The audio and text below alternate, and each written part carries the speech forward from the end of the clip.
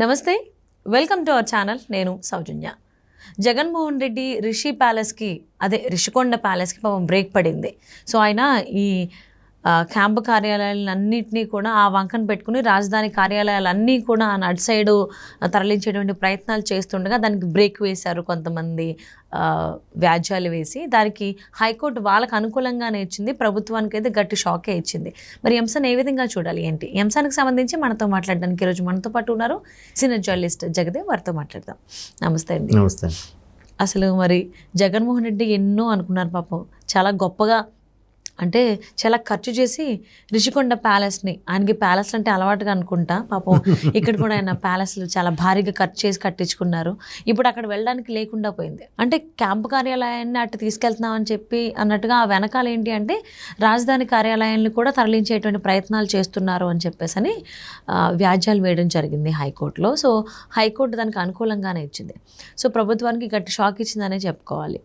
అసలు మరి ఇలా హైకోర్టు నుంచి స్టే ఇవ్వడం అనేది, కో స్టేటస్ అని చెప్తున్నారు. సో దాన్ని ఇవ్వడం అనేది అంటే ఇప్పుడు ఎక్కడ ఏ ప్రభుత్వ కార్యాలయంలో అక్కడే ఉండాలి, ఏవి కూడా వైజాగ్ పోవద్దు అన్నట్టుగా ఇచ్చారు కదా. ఎలా చూడాలి అంటారు దీన్ని? అంటే దీని మీద మాట్లాడడం కూడా వెగట పుడుతుందండి ఒక విధంగా. ఎందుకంటారా, ఫస్ట్ దీన్ని డైవర్ట్ చేయడానికి, జనాల దృష్టి మరల్చడానికే ఈ మూడు రాజధానుల కాన్సెప్ట్ తీసుకొచ్చారని నా అభిప్రాయం. నేను మొదటి నుంచి కూడా చెప్పేది అదే. ఎందుకంటారా, నిజంగా ఆయనకి మూడు రాజధానుల కాన్సెప్ట్ అనుకున్నప్పుడు 2019లో గవర్నమెంట్ ఫామ్ అయిన తర్వాత, బట్ వాళ్ళు చెప్తారు కరోనా వచ్చింది, గిరోనా వచ్చింది. ఓకే, కరోనా వస్తే దేశ విదేశాల నుంచి కొంతమంది మహానేతలు, అందులో వీళ్ళు కూడా ఉన్నారు, విదేశాల నుంచి వాళ్ళు బిడ్డలు రాకపోతే స్పెషల్ ఫ్లైట్లు కూడా తెప్పించుకున్న బాపత ఉంది వీళ్ళకి.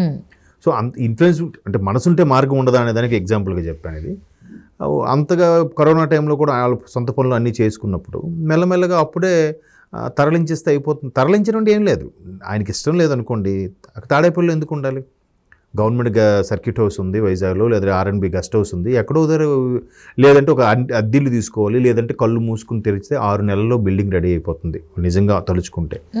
చేయలేదు, ఊరికే డైవర్షన్ కోసమే. 2019లో గవర్నమెంట్ ఫామ్ అయింది కాబట్టి 2020 దసరా తర్వాత అక్కడి నుంచి పరిపాలన. దసరా అయిపోయింది. బహుశా నాకు తెలిసి 2020 అంటే వాళ్ళు 2030 ఏమో, 2020 అని అన్నారు. అంటే 2030, 2024, 2025 ఎంతో తెలియదు మరి నెంబర్. అంటే 20 తర్వాత ఎప్పుడైనా మళ్ళీ అప్పుడు అవ్వలేదు. 2021 డిసెంబర్ తర్వాత అన్నారు, అవ్వలేదు. 22 డిసెంబర్ అన్నారు, అది అవ్వలేదు. మొన్న 2023 డిసెంబర్ దసరా తర్వాత అన్నారు.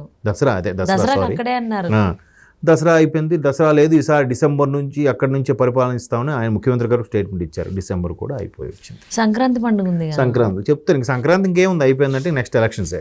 అంటే ఇలాగా చేస్తూ వచ్చిన వాళ్ళు చాలాసార్లు అక్కడ పర్యావరణానికి ఇబ్బంది కలిగిస్తూ ఉన్న కొండని దొలిచేస్తూ కడుతున్నారంటే, కొంతమంది సానుభూతి పరులు, అభిమానులు దేవుళ్ళందరూ కొండ మీద ఉన్నారని పోల్చారు.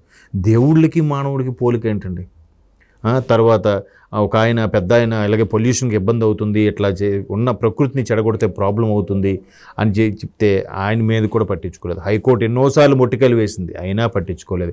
ఇప్పుడు కూడా మళ్ళీ మొట్టిక వేసింది, పట్టించుకోవట్లేదు, పట్టించుకోరు కూడా. ఇప్పుడు కూడా ఏమంటున్నారు, ఏ న్యాయమూర్తి అయితే స్టే ఇచ్చి తీర్పు ఇచ్చారో ఆ న్యాయమూర్తి తీర్పు మీద డౌట్ పడుతున్నారు ప్రభుత్వ తరపు న్యాయవాదులు. అంటే వాళ్ళకి ఫేవర్గా చేశారు న్యాయమూర్తి అనే మీమాంసలో ఉన్నారంటే, న్యాయమూర్తినే పాయింట్అవుట్ చేసే స్థాయికి వెళ్ళిపోయింది వ్యవస్థ ఈరోజు. ఇంతకుముందు ఇదే ముఖ్యమంత్రి గారు కూడా అక్కడ జడ్జిని ఎవరినో కూడా శంకిస్తూ మాట్లాడారు, ఇట్లా జడ్జిలు ఒకవైపు మాట్లాడుతున్నారు అన్నట్టుగా. అలాగే ఇప్పుడు కూడా ఈ న్యాయవాదులు న్యాయమూర్తి తీర్పును కూడా శంకిస్తూ మాట్లాడుతున్నారు. అంటే మీరు కరెక్ట్గా వాదించుకోగలిగితే న్యాయమూర్తి ఎందుకు ఆ తీర్పిస్తారు కదా? వీళ్ళిద్దరూ వ్యాజ్యాలు వేశారు, అసలు స్టే ఉంది, ఇక్కడ రాజధాని తరలించకూడదు అన్నారు, ఓన్లీ క్యాంప్ ఆఫీస్ అని అన్నారు. క్యాంప్ ఆఫీస్ నిజంగా ఇష్టం లేదు అనుకుంటే ముందే తాడేపల్లి నుంచి షిఫ్ట్ అయిపోవచ్చు కదా. ఎంతవరకు ఎందుకు డ్రాగ్ చేశారు? ఇన్నేళ్ళు పట్టిందా డ్రాగ్ చేయడానికి? ఈయన అక్కడే ఎందుకు ఉండాలి? అక్కడ కూడా ఉండొచ్చు కదా. లేదు నాకు అక్కడ ఇష్టం లేదు అంటే ఊరికే జనాలు మభ్యపెట్టడానికి, డైవర్ట్ చేయడానికి అనుకున్న కాన్సెప్ట్ తప్పితే న్యూస్లో ఉండాలి కదా, న్యూస్లో ఉండాలి, లేదంటే నా తప్పేమీ లేదు వీళ్ళు కేసులు వేయడం వల్ల అయిపోతుందని చెప్పడం. కదా. మరి మిగతావన్నీ నచ్చినట్టు చేసుకెళ్ళిపోతున్నారు కదా. ఆల్రెడీ చెప్పారు కదా డిసెంబర్లో పాసిబుల్ అవ్వదు అని ఆల్రెడీ. మరి ఇంతకుముందు మరి డిసెంబర్ దసరా తర్వాత అన్నారు, దసరా అయిపోయేసరికి డిసెంబర్లో అన్నారు, డిసెంబర్ కూడా అయిపోయింది. అది కూడా ఏ డిసెంబరు? 2020 డిసెంబర్ కాదు, ఇది 2023 డిసెంబర్, అంటే ఆల్మోస్ట్ 24 వచ్చేసింది. మరి ఎన్నిసార్లు కోర్టు మొట్టికాయలు పెడుతుంది, ఎన్నిసార్లు చెప్తారు చెప్పండి. అంటే నేను ఇప్పుడు ఇలా మాట్లాడడం వల్ల వేరే పార్టీకు లేదంటే వేరే దీనికో నేను ఫేవర్గా ఉన్నట్టు కాదు అని అర్థం. ఊరికే అక్కడ మనుషుల్ని ఇబ్బంది పెట్టే ఉద్దేశం కాకపోతే, ఇదే వ్యక్తి 2014లో అసెంబ్లీ సాక్షిగా కూడా చెప్పాడు, నాకు అక్కడ క్యాపిటల్ ఉండడం నాకేం అభ్యంతరం లేదు. ఇందాకే వచ్చేటప్పుడు కూడా ఒక వీడియో చూశాను, ఏ అభ్యంతరం లేదు, కాకపోతే ఒక 30,000 ఎకరాలు ప్రభుత్వం సేకరించే సత్తా ఉందా, సేకరిస్తే నాకు ఓకే అన్నట్టుగా కూడా చెప్పారు. తర్వాత మళ్ళీ 2019 ఎలక్షన్స్ ముందు కూడా మాకు రాజధాని అదే అనుకున్నాం కాబట్టి ఇక్కడే ఉన్నామన్నారు. ఇంకా 2019 ఎలక్షన్స్ ఇంకో ఈ పీఠం ఎక్కుతారనగా నేను అక్కడ నాకు రాజధాని ఓకే అనుకున్నాను కాబట్టి అక్కడే ఇల్లు కట్టుకున్నాను, రేపో మాపు అక్కడ పార్టీ కార్యాలయం కూడా కడదాం అనుకుంటున్నాం, అవన్నీ లేకపోతే మళ్ళీ ఇవన్నీ అడుగుతున్నారు ఏంటని చెప్పి ఒక ప్రైవేట్ ఛానల్కి ఇచ్చిన ఇంటర్వ్యూలో కూడా మాట్లాడారు ఆయన, ముఖ్యమంత్రి జగన్మోహన్ రెడ్డి గారు. మరి మూడు సార్లు కూడా సమ్మతమైన వ్యక్తి మళ్ళీ మార్చడం ఏంటి, అక్కడ క్యాపిటల్ వైజాగ్ చేయడం ఏంటి, జ్యుడిషియల్ క్యాపిటల్ తర్వాత కర్నూలు చేయడం ఏంటి, అంటే ఏదో మసిపూసి మారేడుకాయ చేసి అటు తిరిగి ఇటు తిరిగి చేస్తున్నారు తప్ప దాన్ని కూడా ఇప్పుడు తోటి పార్టీలో ఉన్న మంత్రులు కూడా డిఫెన్స్ చేయలేకపోతున్నారు. ఇంకా వాళ్ళకి జస్ట్ పదవులు ఇచ్చారు కానీ పదవులు ఇచ్చారు, పదవులు దేనికి? ప్రత్యర్థుల మీద విరుచుకుపడండి, వాళ్ళని దుమ్మెత్తిపోయండి, వీళ్ళని దుమ్మెత్తిపోయండి, వాళ్ళని విమర్శించండి, వీళ్ళని విమర్శించండి, అవసరమైతే ఫ్యామిలీ వైపు వెళ్ళిపోయి మరి విమర్శించండి అన్నట్టుగా ఇచ్చిన పదవులే తప్ప మంత్రిత్వ శాఖలు అయితే కావు. అంటే ప్రజలకు ఉపయోగపడే విధంగా అయితే పదవులు కావు.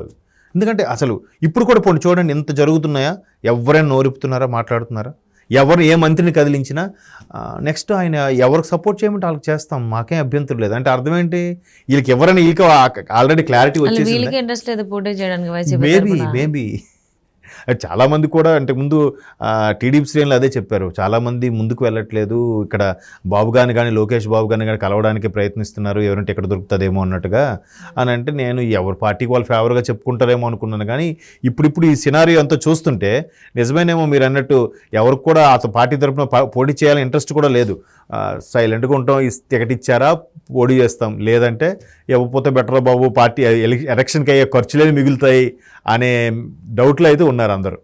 అదే క్లియర్గా కనబడుతుంది, అంతే కదా. 4.5 సంవత్సరాలుగా ప్రతిదీ కూడా అండి. ఇప్పుడు ఇక్కడ మార్చేస్తామని అంటున్నారు, దీనికోసం ఇంత ఖర్చు పెడుతున్నారు, అలాంటప్పుడు ఇప్పుడు అంగన్వాడీ ఇష్యూలు అవుతున్నాయి, దాని మీద సొల్యూషన్ చెప్పండి. ఈపీఎస్ మేము చేసేస్తాం అన్నారు, ఏమైంది ఈపీఎస్? చేస్తాము అని అన్నారు కానీ ఏది చేయలేదు. సో గొడవలు మాత్రం పెట్టారు. ఇంతకు ముందు సమ్మెలు జరిగినప్పుడు ప్రభుత్వ ఉద్యోగులకి వాళ్ళకి గొడవలు పెట్టారు, మరి ఇప్పుడు అంగన్వాడీలు కూడా సమ్మెలు చేస్తున్నారు, మరి వాళ్ళ మధ్యలో కూడా గొడవలు పెట్టడానికి ప్రయత్నిస్తున్నారు అన్నట్టుగా టాక్ వినిపించింది. మరి చూడండి, నేను కూడా కొంతమంది విశ్లేషకుల నుంచి నేను విన్నాను, వైసీపీ నాయకులు ఎవరూ కూడా ఇప్పుడు రాబోయేటువంటి ఎన్నికల్లో పోటీ చేయడానికి సిద్ధంగా లేరు అని, చేయకుండా ఉండడానికి మాక్సిమం ట్రై చేస్తున్నారు అని. వద్దంటే కూడా ఎవరు తిరిగి మాట్లాడట్లేదు, ఎందుకంటే ఓడిపోతామని తెలుసు, డబ్బులైనా మిగిల్చుకుందాం అన్న రీతిలో అన్న ఆలోచనలో వాళ్ళు ఉన్నారు అన్నట్టుగా తెలుస్తుంది. సో చూద్దాం మరి ఏం చేస్తారు, ఎటు నుంచి ఎటు తిప్పుతారు, ఎవరి మీద నెట్టేస్తారు తప్పును అని. And thank you so much for spending your valuable time with us Jagadev గారు. Thank you.